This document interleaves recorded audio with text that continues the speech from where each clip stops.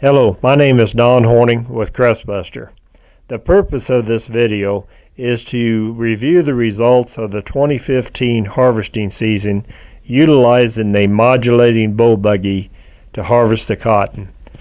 The guiding force and intent of this project was to create a simple and less expensive alternative to the round bale stripper. Employing these concepts, we were able to eliminate the module builder and the module builder power unit. Secondly, we're able to use the tractor that the farmer has already invested in to pull the Modulating Boll Buggy. We utilize far less expensive style strippers, and no module builder ground crew is necessary. It converts the Boll Buggy operator from a Boll Buggy operator to that of a Modulating Boll Buggy operator. No round bale staging tractor is required, and most importantly, it eliminates the non-recoverable expensive cost of the wrap in a round baler type operation. I'm here this afternoon with Kade Peterson, just at farms north of Big Springs, Texas. How you doing, Kade? Good. How are you? We want to talk about the Modulating Boll Buggy that's behind us here. Kade and his father been running to them this year, and I just want Kade to relay some of his experiences, and I want to recognize the problems we had, but we've corrected them, and we feel real good about this project. So, Kade? For the most part, you can run 2 strippers on one of these pretty comfortable, and have some downtime where it packs a good tight firm module. As far as actually running it, I like it better than an actual buggy, because it's just, I guess, more user friendly. It's easy. I mean, pull up on your twin rows, kick it out, and you don't have to, I don't know, I guess you'd say don't have to pay attention as far as bumping and rubbing the stripper like you do with a regular conventional buggy. Now, when you're running 2 strippers with one of our Modulating Boll Buggies, how good is the cotton when you're doing that? Our cotton this year, we were right at a bale the acre, little over, little below, but at one time we were running 3 strippers on one of these, and depending on who's running it and all that kind of stuff, I mean, you could run 3 strippers to one of these, but it crowds it a little bit at a bale. But now, if your cotton is making 2 bales an acre, would it be like a one-on-one then, like one Modulating Boll Buggy or one stripper? I still think it'd still be 2 to 1, but he would have to work. I mean, I still think it'd be 2 to 1. Okay. Well, there's a lot of variables in that too, like we discussed before, is that how far you haul the cotton to the module yard and where you dump it off at and everything. What quality modules were you building, and how many dumps and so forth were you getting? The only thing, right at first we were building them a little bit too big, and if you put too much in it, they tend to lean a little bit, but that was just learning how to run the machine. But typically 3, right at the end we were putting 3 of the 60 strippers. You could go 3.5 if you had time, but typically 3 to 4 made a good square module. Oh, good. And you mentioned earlier there before that you don't want to necessarily have to back them up and match 2 and 2 so your truck driver can load easier.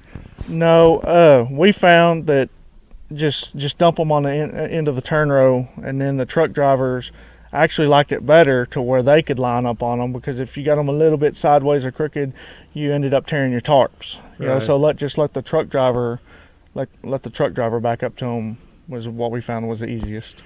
Did the drivers complain any about that, or the gen or anything? No, not at all. Like I said, the only complaint we had was when we were making them too big. I mean, you could get up to 5 stripper baskets in them, if you had time to work it. But you just don't get as quality of a module. Just put 3 or 4 in it, and it's good square good The module. quality of the module is directly dependent upon just how long you can tamp it in and everything. Right. How'd you like our auto tamp program and how that thing functions? The auto tamp, to me it was just like your module builder. Yeah. Same exact functions as messing with it, and you can figure it out.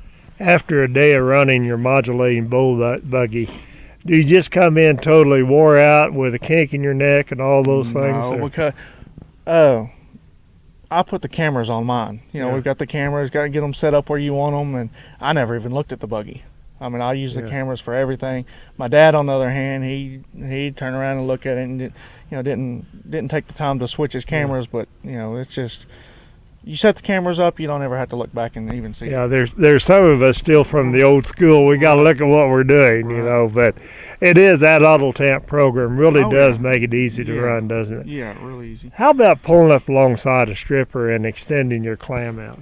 On a 8-row 40 pattern, on your twin rows, if your stripper's on the twin rows, you can be on the next set of twin rows, and there's about a 4 to 6 inch gap.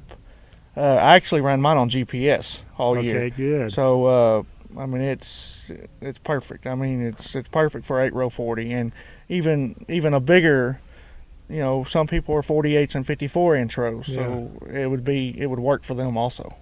It really is good that you can use your GPS. Takes a lot of the additional stress out of trying to drive straight and get alongside it and everything, doesn't it? The only time you ever have trouble, which if you've stripped cotton before, that as long as the stripper was straight, you could pull up to it fairly easy. Well, Kade, I want everybody to recognize that we went through a tough learning curve this year, getting this thing going. But I do think we've worked through the problems. We still have some problems to work through, but this thing is on the increase, and it's something that we really feel good about. And how do you feel about the project? Like you said, as far as once we got the first problem with the floor fixed, we ran probably 300-400 modules through it without a flaw one. I feel real comfortable about it now, once we got the initial problems fixed. I'm here this afternoon with Doug Easterling of rural Texas. Hi, Doug. Hey, how are you? Good. Good. Doug has one of our modulating boll buggies, and I'd ask him to kind of talk a little bit about the unit and how it's working for him. Describe, Doug, what kind of an operation do you run here? Oh, we do a little cotton farming and wheat farming, and we got a few other things going on, and always short-handed. So I thought one of these would be pretty handy to have one guy on it. You do dry land and irrigated. Yes, cotton, sir. Right? Yes, sir. Yeah. And you're using a 7455 stripper. 8-row. A row, and then you also have a 9964 row picker. Yes, correct? sir. You use a picker mainly in your irrigated cotton, and then your stripper and your dry land. Yes, sir. Right? Recognizing that we've had some startup trouble and working through these startup headaches that every new product has, how has the unit performed for you? Great so far. Even through the problems we had, we still been able to work through the problems and keep working until we got them resolved. Like in a bale and acre cotton, I think you said the other day that you felt like one unit could keep up with 2 strippers. Yes, sir. I believe so. We're waiting a lot with that 1 8-row. That boll buggy's waiting quite a bit. Quite a bunch, yeah. Mm-hmm. Okay. And then when you get to 2 bale or higher cotton with a stripper, probably it takes about a 1-on-1 then. Is that yes, what sir. you're thinking? One yes, module builder? We've been in some 2 bale cotton with that 8-row stripper, and he's pretty busy. Yeah. What about the quality and size of the module? Is it building a good module for you? Yeah. Oh yeah. We've hauled a bunch of them in already, and there ain't no trouble with them so far. All right. Most of your modules, are you doing 3 dump modules, or are you trying to do anything 3.5? 3 to 3.5, just depending on where it is. And I just got a phone call a minute ago from a guy I did some custom work for, and he had 5.5 bales in one of your modules. 5.5 bales. Yeah, is with that 34% right? turnout. He just called a minute ago. Well, that's good news then, isn't it? Yeah. ease of operation. Does it just wear you out trying to operate this thing? No, I ran it for a few days and turned it over to one of the hands. Yeah. He took over real easy and had no trouble with it. That display and our auto tamp program, that's all really pretty slick. It's easy. Yeah, user friendly, easy to take care of. Good. When you're dumping into a receiving basket, you told me the other day you were dumping at 35 mile an hour wind. Yeah, it was 25, 30, 35. It was pretty breezy. And that worked really pretty good. Yeah, you had to dump with the wind. And we didn't lose nothing. Good, okay. And it's even better than dumping into a boll buggy has not been the problem in wind as much as dumping a boll buggy into the module builder. Right, because you can't get your builder lined up where you always need it to work out. And so this unit really, with being able to reposition and get directly into the wind, helps a lot. Right, it does. Good deal. I'm going to put you on the spot here, but what kind of prompted you to look at the modulating boll buggy? You know, I just think with what we're doing, we're always short-handed. It's hard to find any help. Yeah. Extra tractor, extra everything. I just thought this would be a better deal. One tractor, one hand. So you are going to be able to replace at least one hand and one module builder. Yes. Yeah, pretty easy. So this is pretty easy. Yeah. And okay, so that filled that kind of a goal for you then, right? What would you recommend this to other people? Oh yeah, for sure. No doubt about it. No doubt about it. Yeah. I know the round baler is kind of being in vogue right now, you know, and why would you not go to a round baler? You know, my deal with it was so much more money plus the wrapping.